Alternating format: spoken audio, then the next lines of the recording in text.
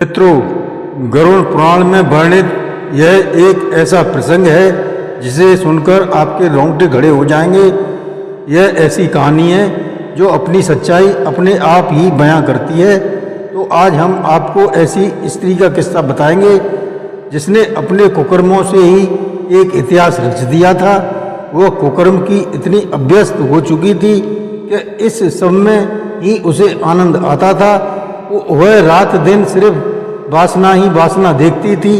आगे का पूरा वृत्तांत जानने के लिए हमारे इस वीडियो को शुरू से अंत तक जरूर सुनें, तभी आप इस गरुड़ पुराण की भयानक सजा को समझ पाएंगे। और अंत में हमारे इस वीडियो को सब्सक्राइब व कमेंट करके बेल आइकन दबाना न भूलें, शेयर अवश्य करें। धन्यवाद। नमस्कार, मैं रणवीर सिंह लोटस एंटरटेनमेंट में आपका हार्दिक स्वागत करता हूं। मित्रों, प्राचीन काल में काली माटी गांव, जो चारों ओर से घने पेड़ों से घिरा एक पुराना गांव था। यहाँ के लोग मंदिर में घंटियों की आवाज़ के साथ ही दिन की शुरुआत करते और रात होते ही अपने दरवाजे बंद कर लेते। यहाँ के लोग कहते थे, इस गांव पर कोई प्राचीन श्राप है कि यहाँ किए गए पापों की सजा केवल मृत्यु के बाद ही नहीं मिलती, बल्कि आत्मा को भी चैन नहीं मिलता। कहते हैं इसी गांव में रूपवती नाम की एक स्त्री रहती थी। रूपवती अपने नाम के अनुरूप ही सुंदरता की एक मिसाल थी। मानो स्वर्ग की कोई अप्सरा जमीन पर उतर आई थी। लंबे घने बाल, तेज नयन नक्श और मोहन मुस्कान की स्वामिनी थी। गांव के हर पुरुष की निगाहें उससे टकरा जाती, लेकिन कोई खुलकर कुछ कहने की हिम्मत नहीं करता। लेकिन रूपवती के भीतर एक अंधकार छुपा हुआ था। उसका दिल वासना, लालच और पाखंड से भरा हुआ था। वह अपने पति धवल के प्रति निष्ठावान नहीं थी। धवल एक सीधा साधा किसान था जिसकी दुनिया सिर्फ उसकी पत्नी और खेतों में सिमटी थी। लेकिन रूपवती की आंखें गांव के हर संपन्न पुरुष को घूरती।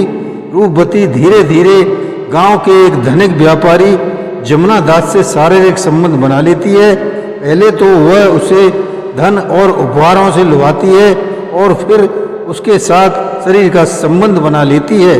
रात के अंधेरे में जब उसका पति खेतों में काम करने जाता, वह जमुना दास के साथ अपने बिस्तर को पाप की आग से भरती।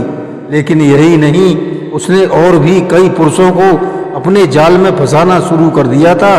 जवान लड़के, विधुर, बूढ़े और यहाँ तक कि उसने मंदिर के पुजारियों को भी नहीं छोड़ा।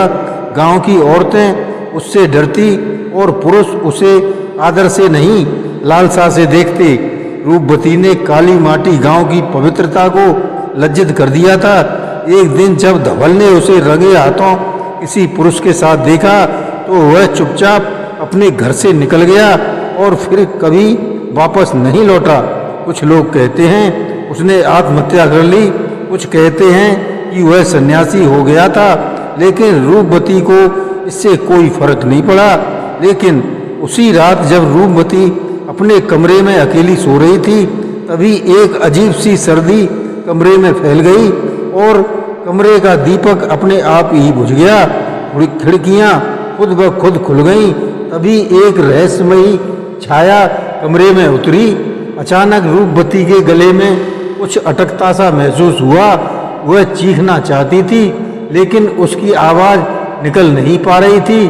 कुछ ही पलों में उसका शरीर ठंडा पड़ गया, जिससे रूपवती की मृत्यु हो गई। लेकिन उसकी आंखें खुली हुई थीं और उन आंखों में एक अनजाना डर समाया हुआ था।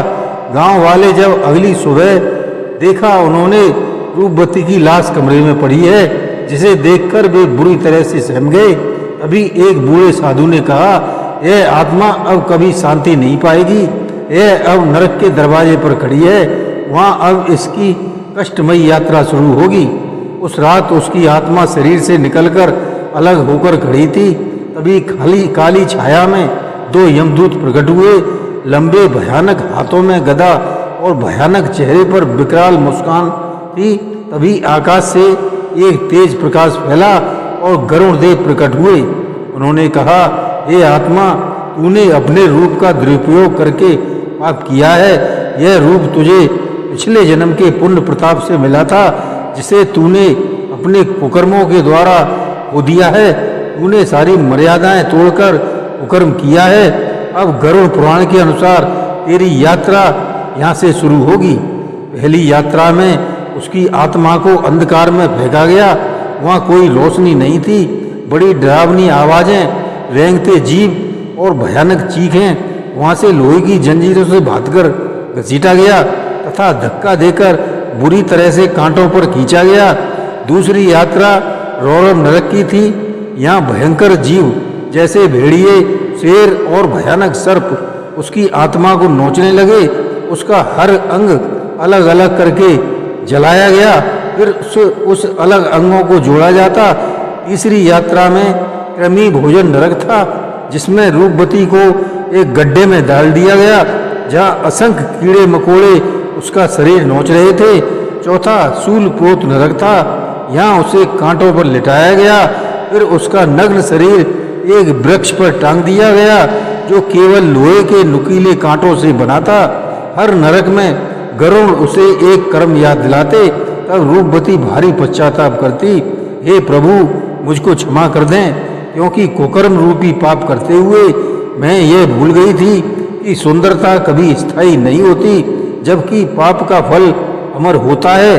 अंत में गरुड़ ने कहा, तेरे जैसे लोगों के लिए यह एक चेतावनी है, लेकिन तेरी अंतिम करुण पुकार के कारण तुझे एक अंतिम अवसर मिलेगा। तू पृथ्वी पर लौटकर अपने कुकर्मों की सच्चाई सब लोगों को बता, तभी तुझे शांति मिलेगी। अगली सुबह काली माँ के मंदिर में एक चमत्कार हुआ। वहाँ की मूर्ति के पास एक स्त्री की आत्मा प्रकट हुई। वह आत्मा रूपवती की थी। उसने अपना सारा अपराध गांव वालों के सामने स्वीकार किया और फिर अपने किए पापों का वर्णन किया और नरक का सच सब लोगों को बताया। उसने उस समय उसकी आत्मा डर से कांप रही थी और अंत में एक उजाले में खो गई। इसलिए जब सुंदरता और मोह का आकर्षण यदि धर्म के विरुद्ध हो जाए तो आत्मा को मृत्यु के बाद भी मुक्ति नहीं मिलती।